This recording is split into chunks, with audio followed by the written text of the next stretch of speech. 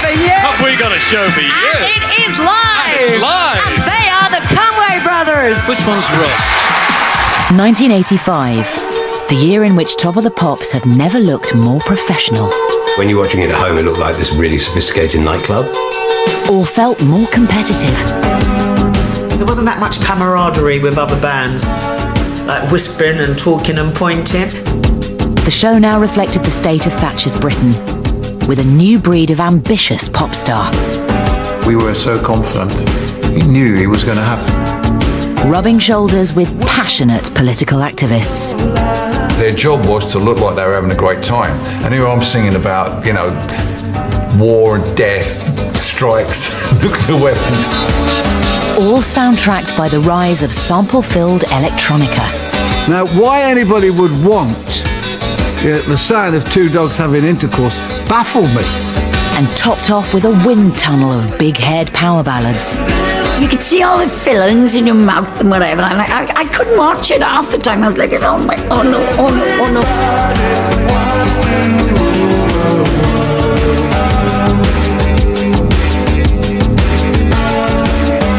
Imagine a vehicle that can drive you 5 miles for a penny.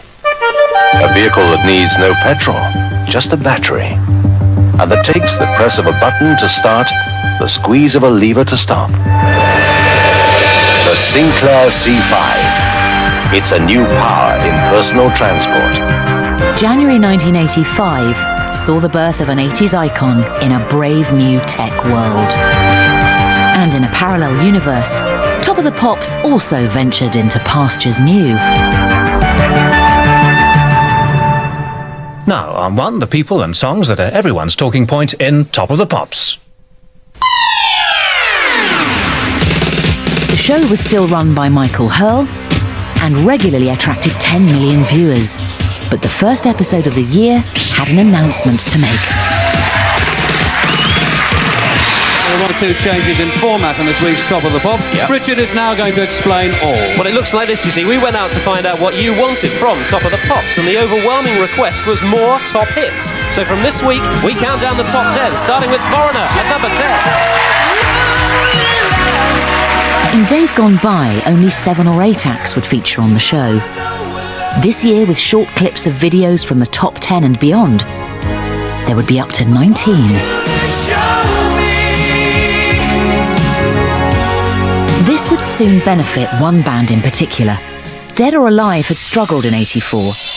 Late in that year, they got new producers and a new lease of life. But their first single together proved a challenge.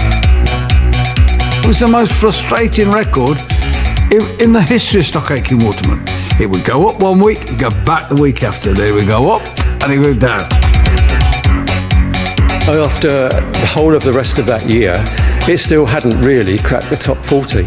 So Pete Waterman took it under his personal belt to make sure that it was a hit. CBS said they wanted another mix. Now, I have to tell you, at this point, we've done about 5 mixes. We're running out of ideas. The BBC had a sound effects department, and you could buy these sound effects records and covered everything.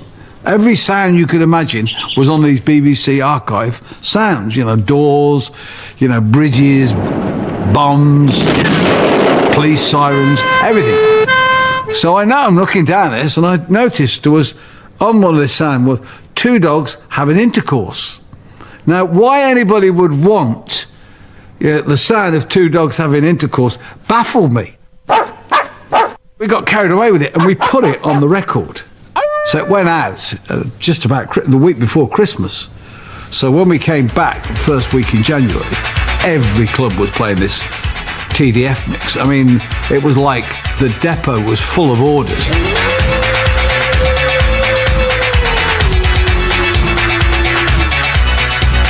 TDF, was not tour de force. It actually stood for 2 dogs.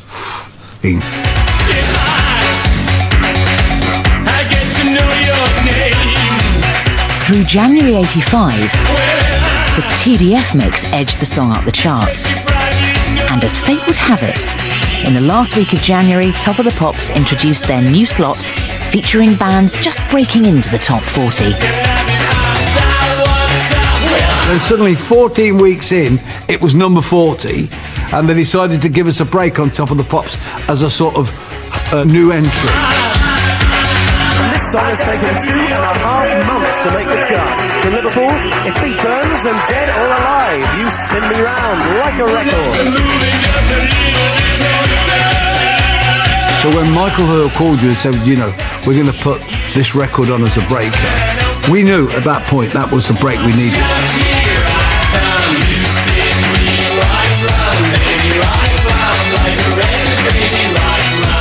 No matter how many mixes we'd done, the fact that Top of the Pops was going to show the video, we knew it was all over. Because we knew that once people saw Pete with his eye patch, with all the flags, we would be in the top 20 the next week. We knew. And that's the power that Top of the Pops had. We've got a new number one for you on this week's Top of the Pops, another live Top of the Pops, of course. Dead or Alive, another Merseyside band. You want that moment where your dad goes, well, I've seen it all now.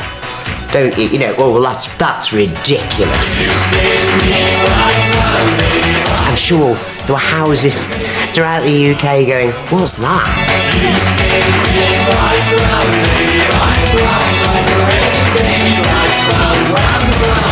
The dog howls on Dead or Alive's infamous TDF mix were programmed with a keyboard sampler.